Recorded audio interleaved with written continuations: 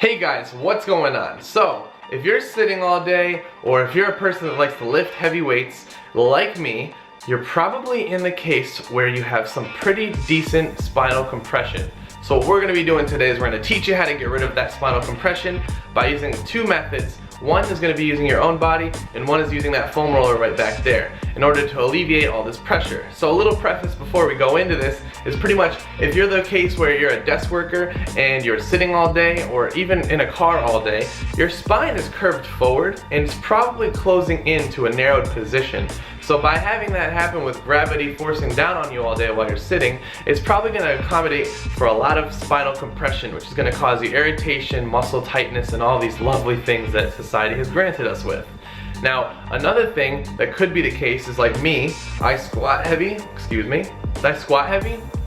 deadlift heavy, I overhead press heavy, and I've been doing primarily almost all of my lifts power and strength based. So what I'm going to notice is I'm going to have a lot of spinal compression as well from all of the force that I've been putting onto my body. So in order to alleviate that, we're going to start off with the foam roller. First off, we're going to start with that normal traditional thoracic breakdown kind of foam rolling. And there's going to be a little minor tweak to it though. So what I'm going to show you is something that I've discovered and I don't know if anybody else has, so I'm going to try to coin this as my own. Pretty much what you're going to do is you're going to lay back on the roller like so. You're going to put your arms behind your head to support it, and what you're going to want to do is you're going to want to lean back.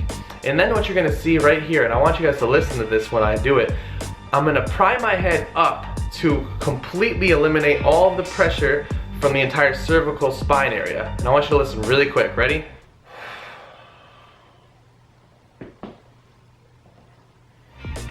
Now that pop that you heard there is some spinal compression being released, and that probably felt amazing. And it didn't probably felt amazing, it felt really honestly amazing.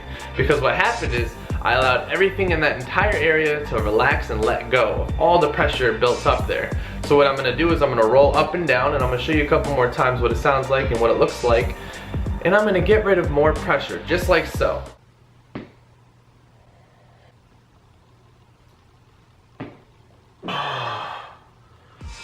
Alright, so now that we got rid of all of this spinal pressure, what we're going to do now is get rid of any of the muscular pressure that might try to build up any extra pressure in the spine again. So what we're going to do is we're going to roll back and forth until we find some really tight spots. We're going to hold it and we're going to try to reach out like we're trying to reach above our heads. This is going to completely elongate the back as you're seeing, and it's going to make you feel a lot better after it's done.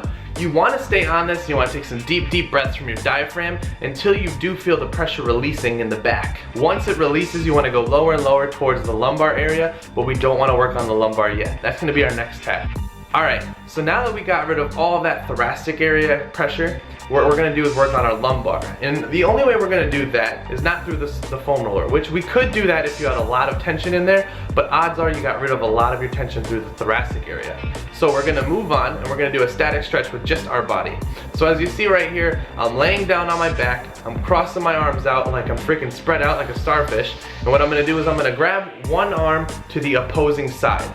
As you see, my right shoulder is pinned down and my right leg is sweeping over to the left to completely rotate my spine, and what you're going to hear is a little something like this.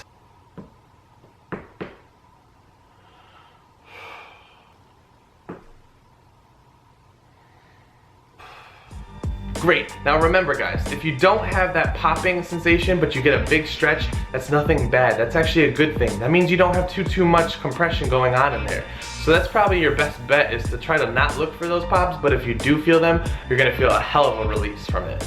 Now what we're doing here is you're making sure that one shoulder is pinned down and that same leg is sweeping over to the opposing side to completely rotate and open up the spine and the whole entire lumbar area. You want to take deep breaths and you want to relax into this until you completely feel the stretch nullify out, and you don't want to feel any more pressure being built up.